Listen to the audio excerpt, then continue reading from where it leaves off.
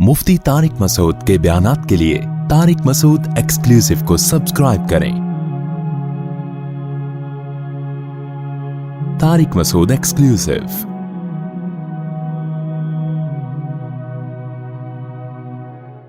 हमारे जो मजहबी लोग हैं ना, उनमें भी कोई मसला है थोड़ा सा।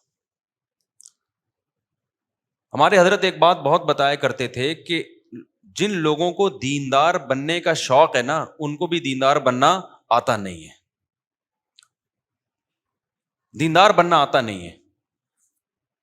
देखो, इस्लाम और मजहब और दीन नाम है कुरान और सुन्नत को फॉलो करने का, पैगंबर की तालीमात को फॉलो करने का।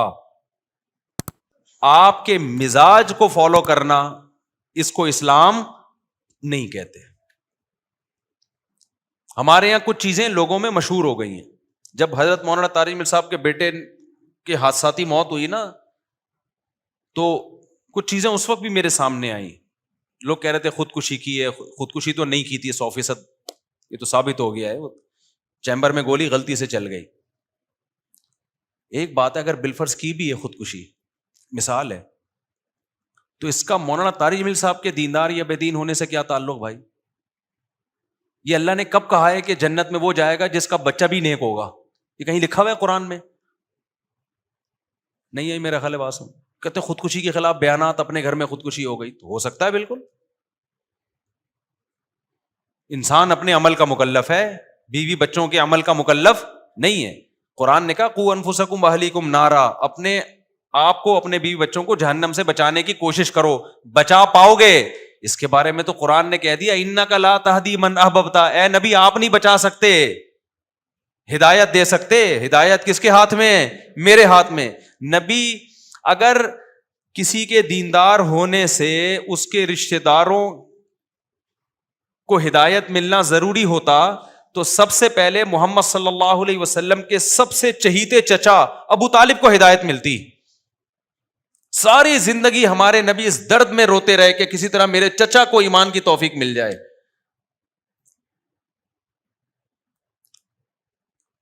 नूह अलैहिस्सलातु वस्सलाम ने 950 साल तबलीग की है, बेटा काफिर होके मरा है।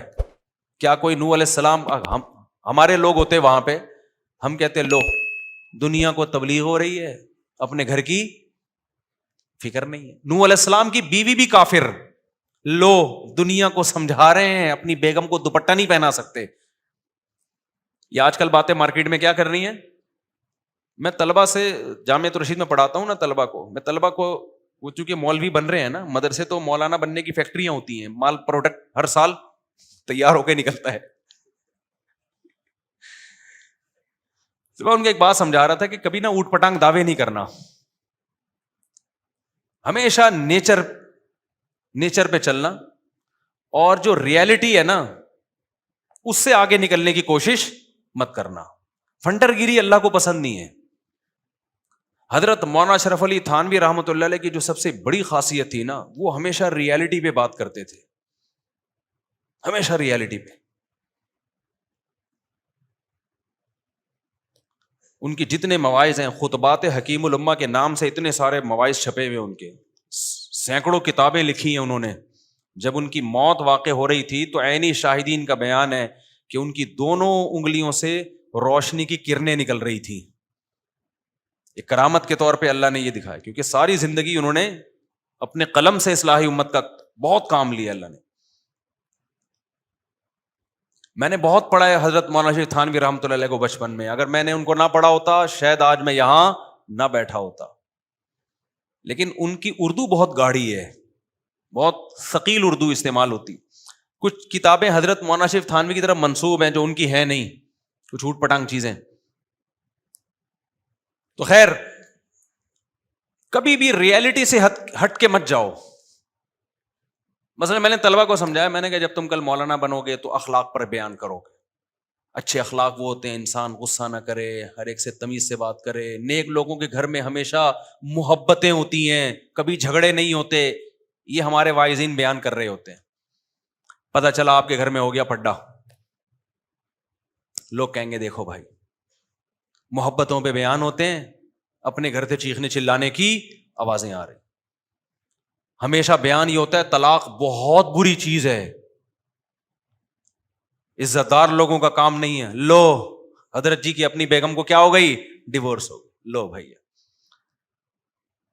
ہمیشہ بیان ہوتا ہے کاؤنسلنگ, ہم گھروں کو جوڑتے ہیں, جوڑنے میں ثواب ملتا ہے. لو اپنا گھر بچا نہیں سکے, دوسروں کی کیا کر رہے ہیں, کاؤنسلنگ کر کے گھروں کو جوڑ رہے ہیں. میں نے کہا یہ پھینکو ہی نہیں, بولو بھائی ہم گھر جوڑنے کی کوشش کرتے ہیں, جوڑنا ہمارے ہاتھ میں, اپنا نہیں جوڑ سکتے, صحیح ہے نا, کیونکہ تالی دونوں ہاتھوں سے بجتی ہے بھائی. اچھا, نیک لوگوں کو بیوی ہمیشہ نیک ملتی ہے, اچھی عورتوں کو ہمیشہ بندہ اچھا ملتا ہے, کہیں بھی نہیں لکھا ہوا ہے نا قرآن میں نہ حدیث. بعض دفعہ بڑے نیک ہوتے ہیں فراڈن مل جاتی ہے, بعض دفعہ ایک عالمہ پاکیزہ پردے دار ہوتی ہے, بندہ 2 نمبر مل جاتا ہے اس کو. یہ سب کچھ ہوتا ہے, استخاروں کی پیداوار ایسی ہی ہوتی ہے. یہ جو آج کل خلاف سنت استخارے نکال رہے ہیں نا, استخارہ نکالا اور یہ والا رشتہ نکل آیا, تو پھر وہ چرسی نکلتا ہے اس میں, کیونکہ آپ شریعت سے آگے. شریعت نے کب کہا استخارہ نکال کے شادی کرو بھائی؟ شریعت نے کہا مشورے کرو, لوگوں سے اس کی تحقیق کرو. فردی چیزیں بنائی ہوئی ہیں. ایک خاتون نے کہا میرا ایک رشتہ آیا ہوا ہے, اور میں نے کہا بھائی وہ آپ کے ابا نے اس کی تحقیق کی ہے, اس کے دوستوں سے اس کے ساتھ سفر کیا, یا اس کی پوری انکوائری کی ہے؟ نہیں, میں نماز پڑھتی ہوں, تہجد پڑھتی ہوں, مجھے یقین ہے اللہ میرے ساتھ غلط نہیں کر سکتا, مجھے یقین ہے میرا اللہ میرے ساتھ ہے, میں اللہ پہ توکل کروں گی. ابے کیوں بھائی, تو کیا مریخ سے آئی ہوئی ہے, کوئی الگ ٹائپ کی خاتون ہے کیا کہ تو پہلی ہے جس نے تہجد پڑھی ہے؟ کہ تہجد گزاروں کو چرسی ہیروئن سے نہیں ملتے, 2 نمبر نہیں مل جاتے؟ اسلام نے کب کہا ہے کہ جب تم تہجد پڑھتے ہو تو جو آ جائے ہاں کر دو؟ کہ کہاں اسلام نے؟ ابے یار آپ لوگ کو سمجھ میں نہیں آ رہا. اللہ میاں نے اسباب کے ساتھ دنیا کو جوڑا ہے میرے بھائی. دعا اسباب کے بعد قبول ہوتی ہے. اسباب اختیار کیے بغیر دعاؤں کو فوکس کرو گے, اس کا مطلب آپ دعاؤں میں ہی مخلص نہیں ہو. ایک آدمی کما نہیں رہا, بیٹھا بیٹھا دعائیں مانگ رہا ہے, اللہ روٹی دے دے, تو قیامت تک مانگ مانگ کے مر جائے گا, روٹی نہیں ملے گی اس کو, اٹھ کے پھوٹنا پڑے گا, جانا پڑے گا بازار میں. ایک صاحب آئے مجھے کہنے لگے میرا بیٹا کسی کام کا نہیں ہے.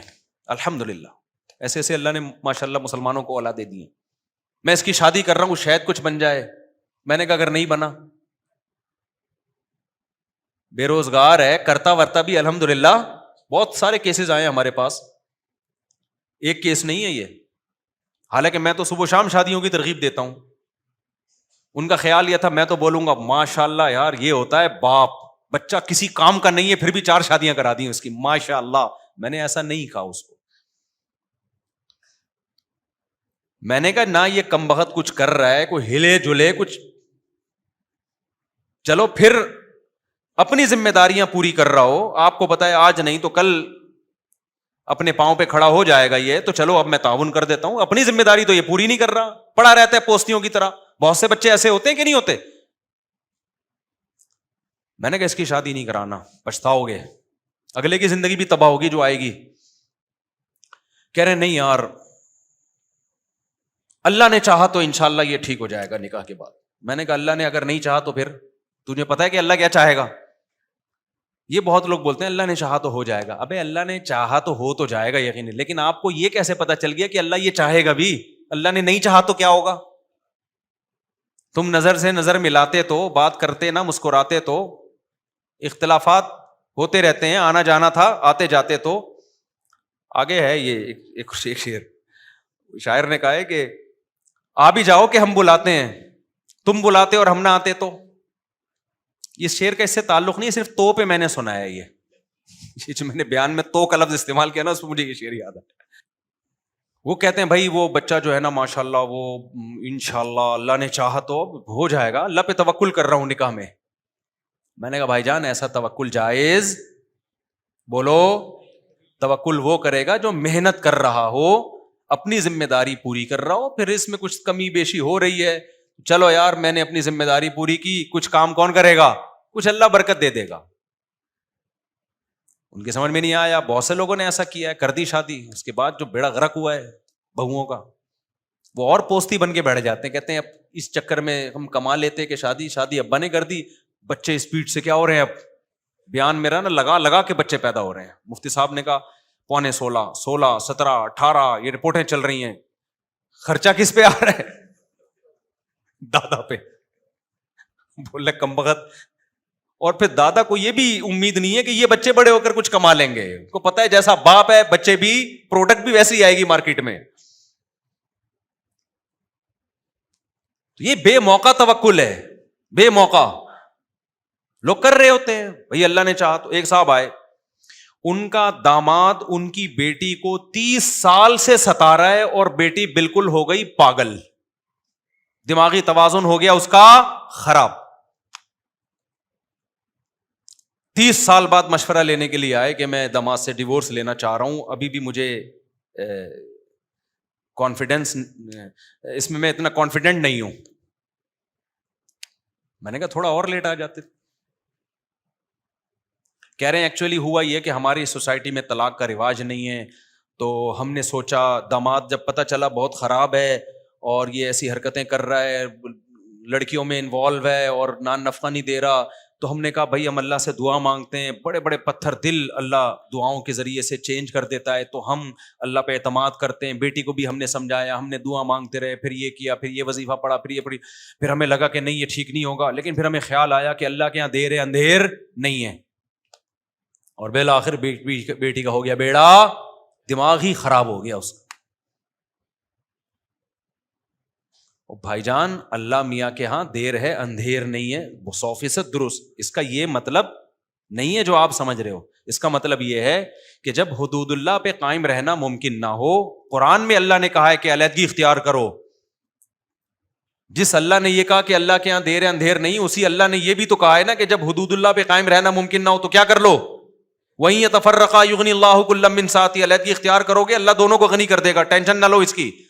طلاق بری چیز ہے لیکن ایسی شدید مجبوری میں تو اچھی چیز ہے, یہ بھی تو اللہ نے ہی کہا ہے. پھر جب آپ علیحدگی کا سوچتے, پھر آپ کو خیال آتا دوبارہ شادی کیسے ہوگی, تو پھر سوچتے کہ اللہ کے یہاں دیر اندھیر نہیں ہے. یہ اس موقع پہ سوچنے کا جملہ تھا. یہ علماء نے لکھا ہے بعض صورتوں میں ڈیورس واجب ہے, طلاق نہیں دیتا کوئی یا نہیں لیتی عورت تو گناہگار ہوگی. ایسا نہ ہو کہ فری میں بلا وجہ یہ کام شروع کر دیں. جب یہ کنڈیشن ہو کہ مار دھاڑ ایک دوسرے کا سر پھاڑ رہے ہو, خودکشیوں کے خیالات آ رہے ہوں, تو اسلام کیا کہتا ہے, علیحدگی اختیار کرو, چپکا کے نہیں رکھو ایک دوسرے کے ساتھ.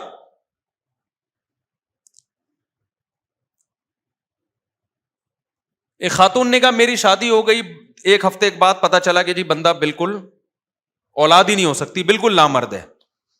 میں نے صبر کیا, کیونکہ صبر کرنے والوں کے ساتھ کون ہے, اللہ ہے.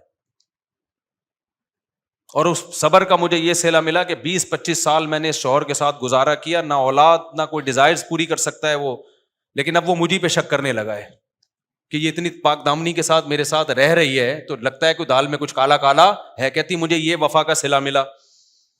میں نے کہا آپ نے جو صبر کے فضائل سنے ہوئے تھے نا وہ اس موقع کے نہیں تھے, وہ اس موقع کے ہی نہیں تھے. وہ شادی جب ایک بندے نے دھوکہ دیا ہے, آپ کو بتایا نہیں کہ اتنی بڑی بیماری ہے, پیسوں میں دھوکہ دے دے چل جاتا ہے, عمر کا دھوکہ دے دے, تھا 40 کا بتایا 30 کا, چل جائے گا. پتھر سے تھوڑی شادی ہوتی ہے, کسی دیوار سے تھوڑی شادی ہوتی ہے. نکاح کا تو بنیادی مقصد ہی اولاد ہے. اس معاملے میں جب دھوکہ دے دیا, ایک دھوکے باز کے ساتھ اب وفا کر رہی ہو آپ, بیڑا غرق کر دیا پوری زندگی اپنی, اور اب 30 سال کے بعد طلاق لے کے کہاں جائے گی وہ. یہ ہے ہمارے دینداروں کے غلط کانسیپٹ. نہیں آ رہی کھوپڑی شریف میں بات, بھائی جان کیا ہو گیا, سمجھ میں آ رہی ہے بات. تو فرضی چیزیں کی ہوئی ہیں. اور ایک غلط کانسیپٹ, دینداروں کے پاس پیسہ اچھا نہیں لگتا لوگوں کو, یہ تو بہت بڑا مسئلہ ہے. جیسے پیسے سیکولر طبقے کی تو کھوپڑی آؤٹ ہو گئی نا پیسے سے, اس کے ہاں تو سب کچھ کیا ہے, پیسہ ہے. ایسے ہی ہمارے ہاں دینداری اور بزرگی کا معیار یہ کہ پھٹے پرانے کپڑے پہنے اور ناڑا لٹک رہا ہو اس میں سے. کیونکہ جب میں بائک پہ پھٹی پھٹپٹی بائک پہ جاتا تھا, لوگ کہتے تھے حضرت کیا, حضرت کو اللہ نے مقام عطا فرما. اب میں ریوو میں جا رہا ہوں تو لوگ کہتے ہیں اس کو دیکھو یار بدل گیا, بندہ کیا ہو بدل گیا. بدل گیا, وہ بات نہیں رہی, روحانیت ختم. ریوو کا روحانیت سے کیا تعلق ہے اللہ کے بندے؟ یہ کون سی حدیث میں لکھا ہوا ہے؟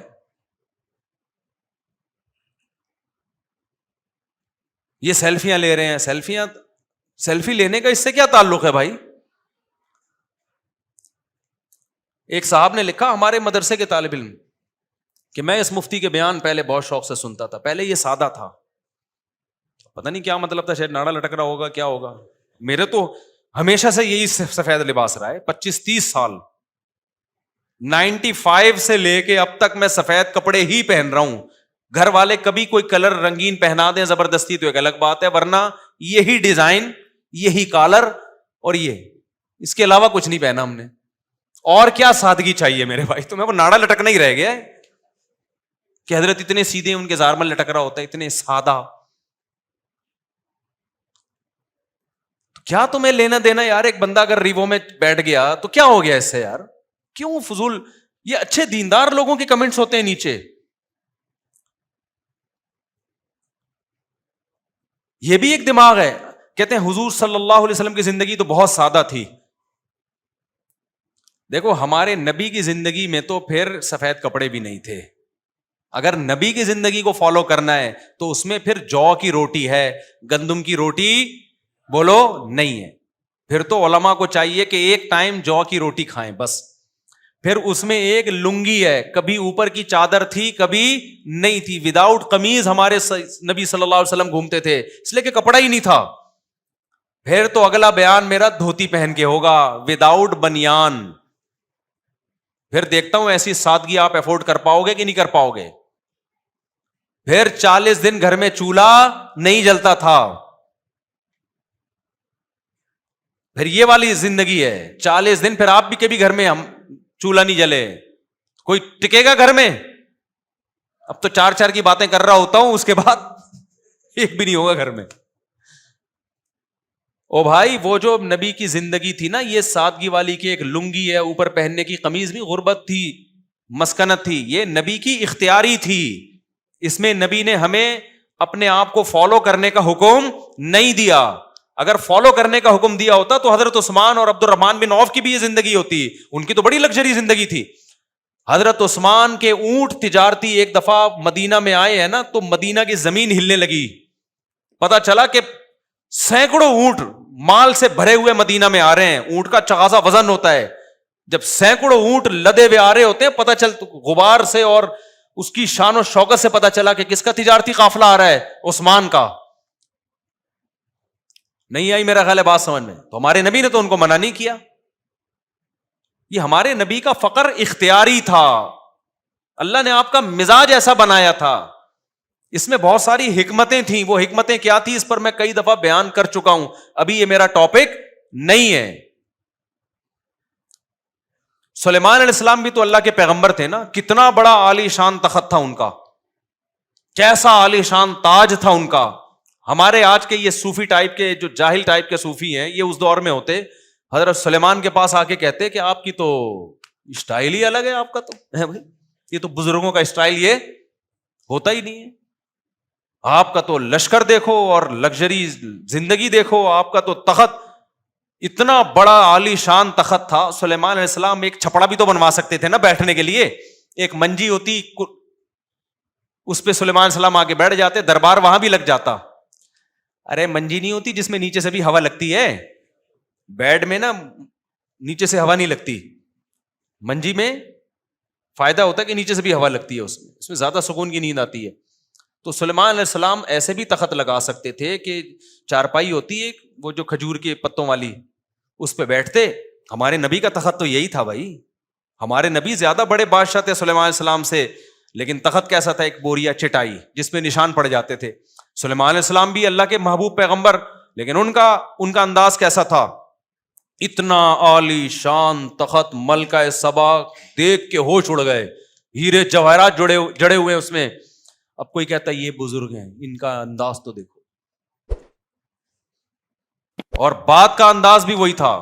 ہدہد مارکیٹ سے شارٹ ہوا, سلیمان علیہ السلام نے فرمایا وداؤٹ پرمیشن یہ مارکیٹ سے شارٹ کیوں ہوا ہے؟ جب آئے گا اگر اس نے معقول ریزن پیش نہیں کی اس کو میں سزا دوں گا یا اس کو ذبح کر ڈالوں گا میں. آپ کو لو بھائی ان کے تو بات کیسے کر رہے ہیں یار یہ یہاں کے صوفی ہوتے کہتے یار یہ تو بات بھی عجیب انداز سے کر رہے. بھائی حکومت چلانا ہے تو اسی اسٹائل میں بات ہوگی. اگر سلیمان السلام کا اسٹائل یہ ہوتا ہد جب آئے گا تو دیکھیں پہلے میں اس کو محبت سے سہروزے کی جماعت میں بھیجوں گا, پہلے محبت سے سمجھاؤں گا میں اس کو. تو ہد تو سدھرتا نہیں سدھرتا, جو اور درباری تھے وہ بگڑ جاتے, بولتے ہیں یہ صحیح مل گئے بھائی ہمیں بادشاہ سلامت, جہاں مرضی غائب ہو جاؤ کوئی بھی بہانہ کر دو. یہ دل کے اتنے نرم ہے وہ بہانہ کیا کر لیتے ہیں, قبول کر لیتے ہیں. سلیمان السلام کو حکومت چلانی تھی, فوج تھی, فوج میں ایسا نہیں ہوتا. میدان جنگ میں فوجی مارکیٹ سے شارٹ ہے تو آفیسر آئے کہہ رہا ہے آپ کہاں گئے ہوئے تھے بیٹا, ابھی تو جنگ شروع ہونے والی ہے, میری نانی کا انتقال ہو گیا تھا سر میں وہاں گیا تھا. کوئی بات نہیں بیٹا, انسان کے اخلاق اچھے ہونے چاہیے, میں تمہیں کوئی سزا نہیں دینا چاہتا, آئندہ خیال کرنا. نانا کا انتقال پہ بتا کے جانا. ایسا ہوتا ہے کسی فوج میں نہیں ہوتا. نظام چلانا ہے بھائی, اس میں ڈانٹ بھی ہے, سزا بھی ہے, دھمکیاں بھی ہیں, کورٹ مارشل بھی ہے. تو جس کی نیچرل لائف ہوگی اس میں دھمکیاں بھی ہوں گی, بدماشیاں بھی ہوں گی, پھڈے بھی ہوں گے, اللہ نہ کرے طلاقیں بھی ہو سکتی ہیں, سب کچھ ہو سکتا ہے. یہ سب سوسائٹی کا حصہ ہے. وجہ اس کی ہے کہ ہو سکتا ہے آپ صحیح ہو, سامنے والا ٹھیک نہ ہو, اور یہ بھی ہو سکتا ہے سامنے والا ٹھیک ہے آپ ٹھیک نہ ہو. عورت بعض دفعہ بہت نیک ہوتی ہے, بندہ بہت ہی 2 نمبر آدمی ہوتا ہے, وہ طلاق لے لیتی ہے. لوگ کہتے ہیں لو بھائی عالمہ ہے, با پردہ ہے, مدرسوں میں ساری زندگی گزار دی اور اپنے شوہر کے ساتھ نباہ نہیں کر سکی, اب ہمیں سمجھا. او بھائی ہو سکتا ہے وہ شوہر اتنا نالائق ہو کہ وہ نباہ کے قابل ہی نہ ہو. تو یہ موضوع بڑا تھوڑا سا لمبا ہے, ابھی وقت ہمارا چونکہ ختم ہو گیا, تو جمعے کی نماز کے بعد کچھ سوالات کا سیشن بھی ہوگا, کچھ اس موضوع کو تھوڑا سا میں کمپلیٹ کروں گا. تو یہ وہ چیزیں جن کا دینداری سے کوئی تعلق بولو نہیں ہے. پھر تعلق کن چیزوں کا ہے وہ بتاؤں گا انشاءاللہ میں.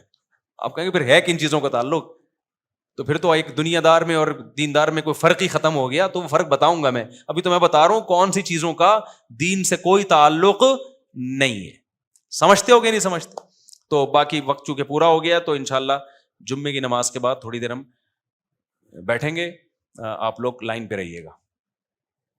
یہ جو آج بیان ہوا ہے نا, تھوڑا سا میں اس کو تھوڑا سا کنٹینیو کر لوں, ورنہ پھر اس پہ ڈیٹیل میں بعد میں بات کروں گا.